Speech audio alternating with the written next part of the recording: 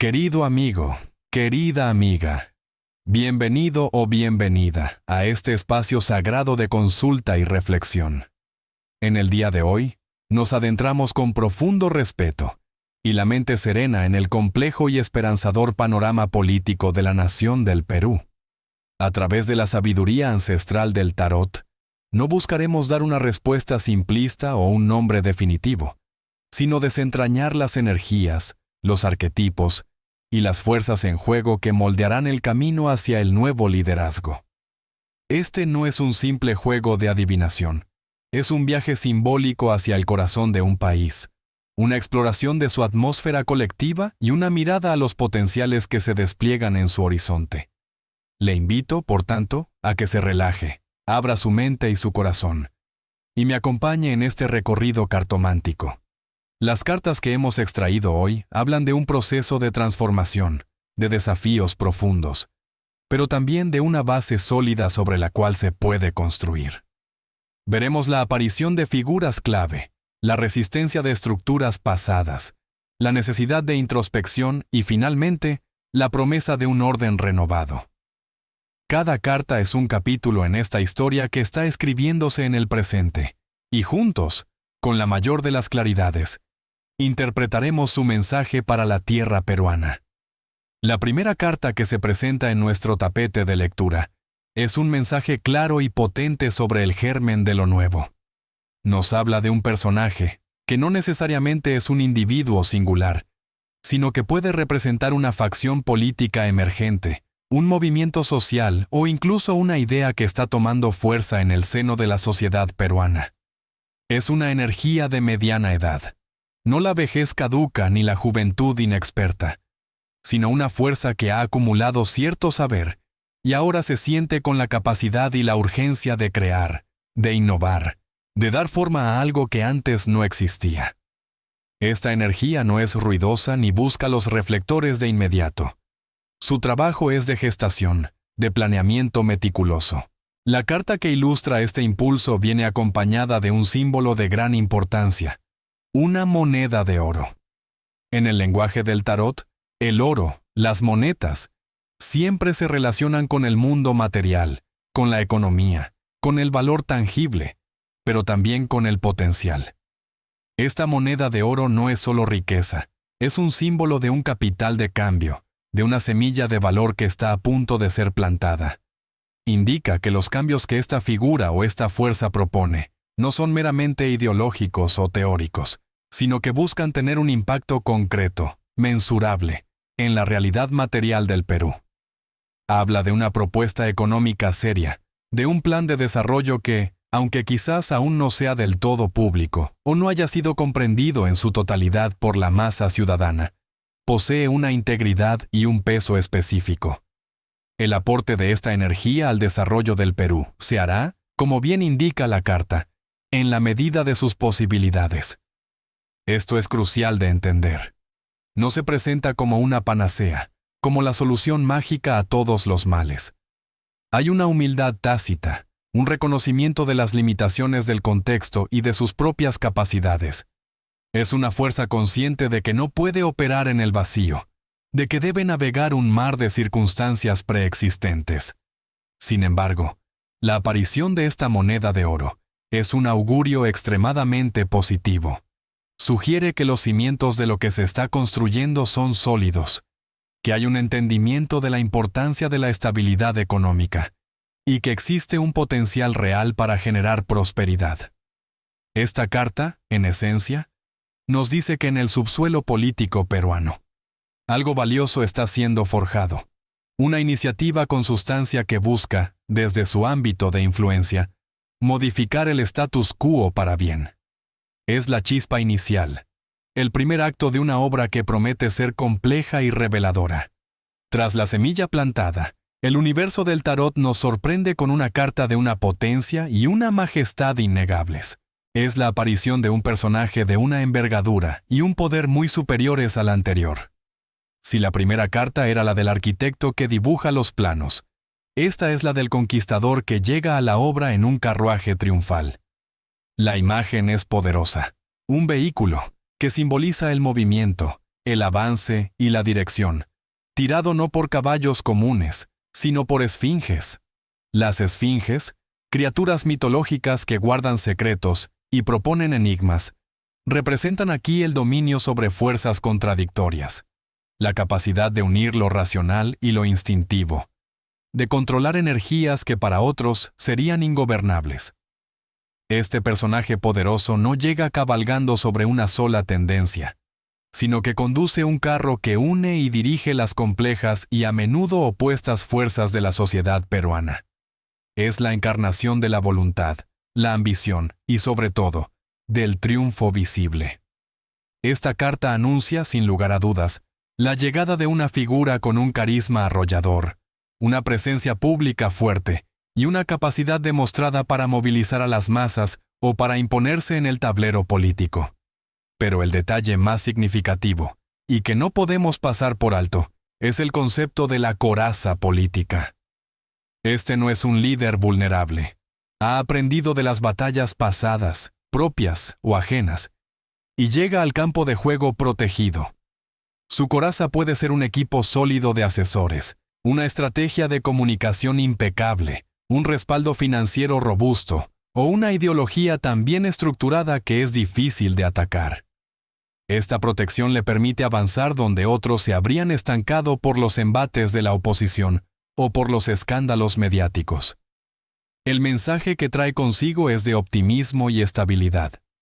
Su triunfo no es solo personal, está ligado a la promesa de un periodo de mayor orden y progreso para el Perú.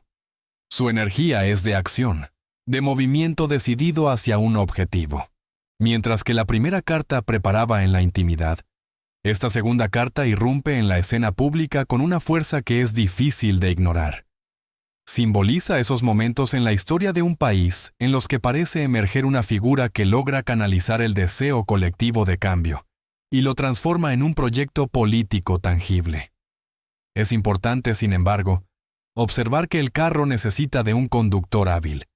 Las esfinges, si no se controlan, pueden llevar por caminos inesperados.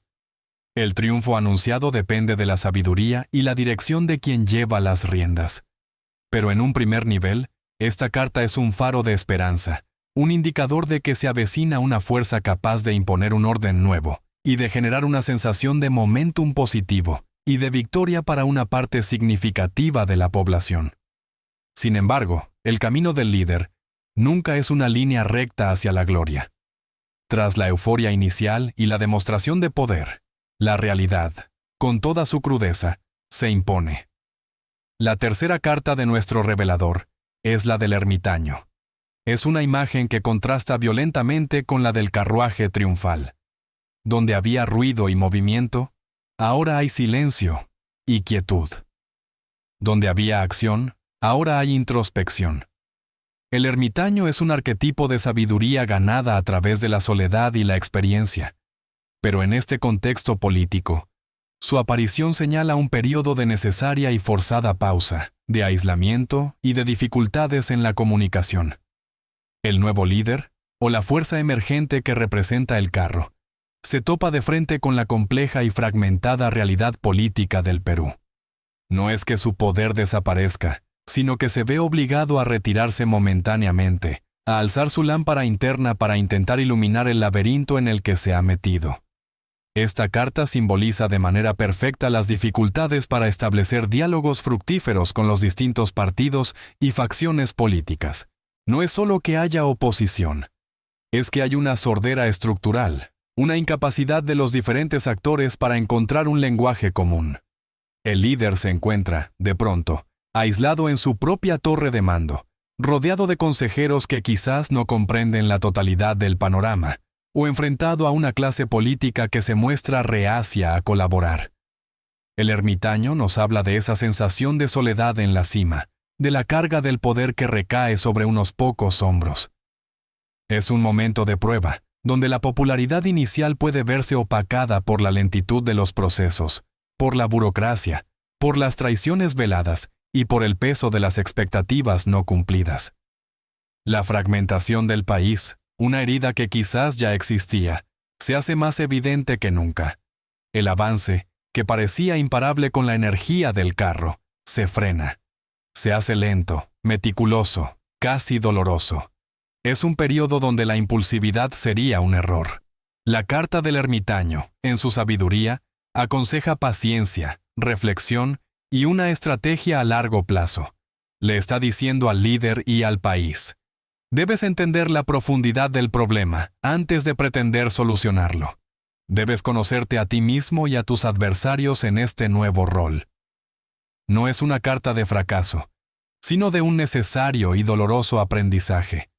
Es el invierno político que debe suceder a la primavera de la campaña y el verano de la victoria inicial.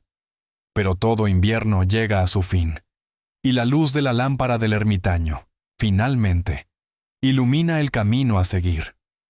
La cuarta carta que emerge en nuestro análisis es una de las más potentes y estabilizadoras del mazo: el emperador. Su presencia aquí es tremendamente significativa y ofrece un contrapeso fundamental a la energía de aislamiento del ermitaño. El emperador no es un conquistador viajero como la figura del carro. Es un gobernante sentado en su trono, firme, establecido, la personificación misma de la estructura, el orden, la ley y la autoridad consolidada. Su aparición en esta posición indica que, tras el periodo de reflexión y dificultades, se logra establecer una base de gobierno sólida. Es la materialización de la estabilidad y el orden que tanto se anhelaba. Esta carta habla de la capacidad de la nueva liderazgo, ya madurado por la experiencia del ermitaño, para unir a los diversos actores sociales. Donde antes había fragmentación y sordera, ahora se empieza a construir consenso. El emperador representa la figura paterna que impone reglas claras, que define límites y que, al hacerlo, genera un espacio de seguridad donde la cooperación puede florecer. No es una tiranía. La verdadera esencia del emperador es la autoridad legítima y responsable, aquella que se ejerce para el bienestar del reino, en este caso, de la nación peruana. Su energía es la de un proyecto de Estado, de instituciones fuertes, de un marco legal respetado y de una dirección clara. Esta carta sugiere que el nuevo liderazgo logrará, con el tiempo, trascender la mera política de la confrontación para instaurar una gobernanza efectiva. Es el fin de la etapa caótica y el comienzo de una de reconstrucción institucional. La negativa fragmentación, de la que hablaba la carta anterior, comienza a disiparse, no porque desaparezcan las diferencias, sino porque surge una estructura lo suficientemente fuerte como para contenerlas y canalizarlas dentro de un sistema funcional.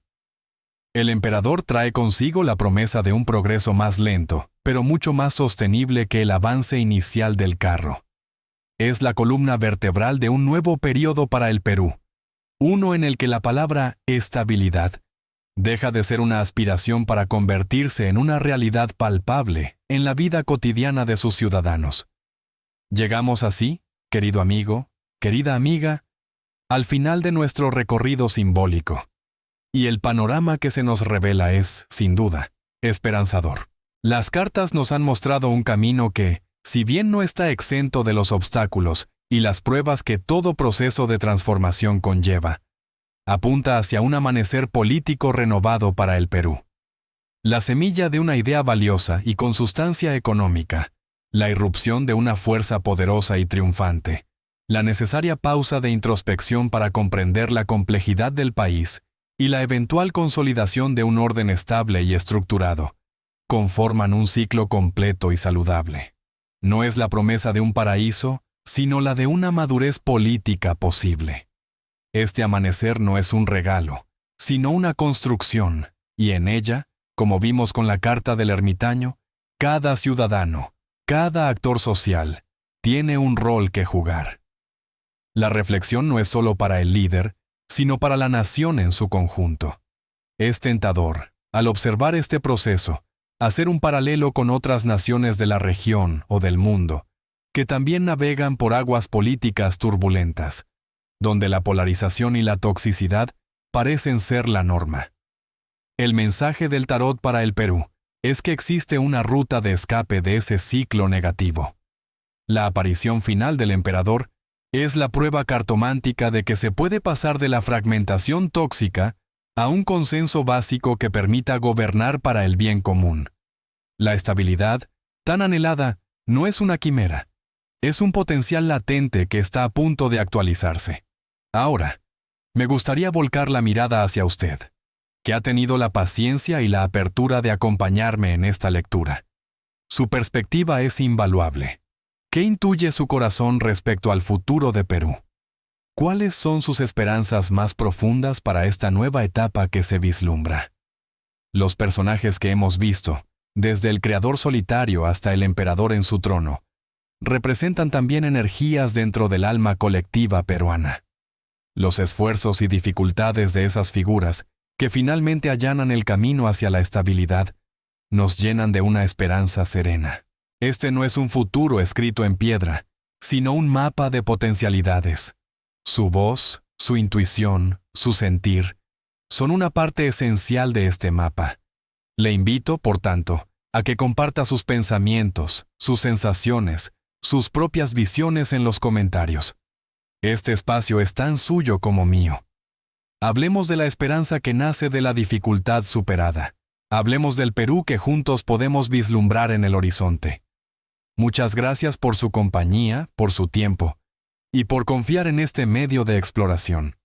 Que la luz de las cartas los guíe a todos hacia la comprensión y la paz. Hasta nuestro próximo encuentro.